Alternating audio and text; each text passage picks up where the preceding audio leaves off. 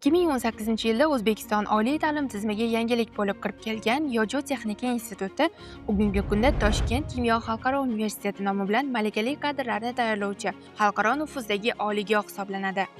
Universitetning ikkita yirik Namangan va Samarqand filiallari ham mavjud. Keling ushbu videorolik orqali Toshkent kimyo xalqaro universitetining Samarqand filiali faoliyatiga nazar tashlaymiz. Filial 2022-yilda faoliyatini boshlagan bo'lib, bugungi kunda 38 ta bakalavriat, 24 ta magistratura mutaxassisliklari bo'yicha kadrlar tayyorlamoqda. Ta'lim jarayonini tashkil etishda ilmiy darajaga ega, xorijiy universitetlarda tahsil olgan hamda stajirovka o'tab kelgan professor-o'qituvchilar jalb etilgan bo'lib, ular tomonidan qo'llaniladigan ta'lim metodlari talabalarga o'qitiladigan mutaxassislik fanlarini Yevropa standartlari asosida chuqur o'rganishga zamin yaratadi. Universitetda ta'lim o'zbek, rus va ingliz tillarida olib boriladi. Undan tashqari har bir talaba uchun rus, ingliz, koreys, xitoy va ispan tillarini bepul o'rganish imkoniyatlari mavjud. 2024-yilda filial ilk bor tibbiyot ta'lim mutaxassisliklari bo'yicha qabulni amalga oshirdi. Abituriyentlar test sinovlari asosida saralanib, talabalikka tavsiya etildi.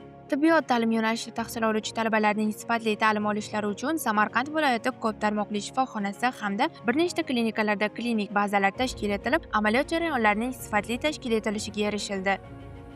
Toshkent kimyo xalqaro universiteti muddati cheklanmagan litsenziya asosida faoliyat yuritadi. 2022-yil O'zbekistonning nodavlat oliy o'quv yurtlari orasida birinchilardan bo'lib, Kassiya va IQAA agentliklarining ta'lim dasturlarini xalqaro akkreditatsiyadan o'tkazish to'g'risidagi sertifikatlarga ega bo'ldi.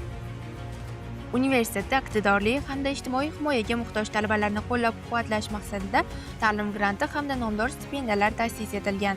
Universitet joriy yildan boshlab abituriyentlar uchun yanada keng imkoniyatlar hamda imtiyozlarni taklif etadi. Jumladan, qabul granti 300 dan ortiq grant o'rinlari uchun imtihonlar tashkil etilib, eng yuqori ball to'plagan abituriyent grant asosida talabalikka tavsiya etiladi.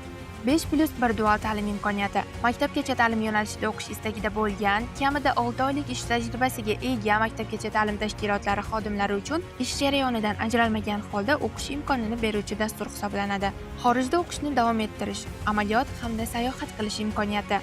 Universitet iqtidorli talabalarning dunyoning rivojlangan mamlakatlaridagi top universitetlarda o'qishlarini davom ettirishi uchun ko'plab imkoniyatlarni taqdim etadi. Hozirda bu imkoniyatdan 100 dan ortiq talabalarimiz foydalanib, bittadan 3 tagacha bakalavr diplomini qo'lga kiritmoqdalar. Universitet ta'lim imkoniyatlari haqida to'liq ma'lumotni 55 kod 702 40 40 raqami yoki rasmiy veb-sayt orqali olishingiz mumkin.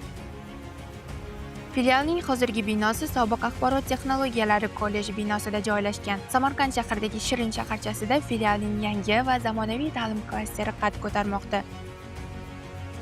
Ayni paytda universitetda 2026-27 o'quv yili uchun qabul jarayonlari amalga oshirilmoqda. Abituriyentlar Admission.kit.uz sayti orqali onlayn universitet qabul bo'limiga tashrif buyurib, offlayn ko'rinishda ortiqcha ovoragarchilik va qog'ozbozliklarsiz hujjat topshirishlari mumkin. Talab qilinadigan hujjatlar shaxsni tasdiqlovchi hujjat nusxasi, abituriyentning rangli rasmi, umumta'lim maktab attestati yoki akademik litsey diplomi asl nusxasi, agar mavjud bo'lsa, xorijiy tilni bilish to'g'risidagi sertifikat. Quvonarli tomoni, magistraturada o'qish istagidagilardan til sertifikati talab etilmaydi.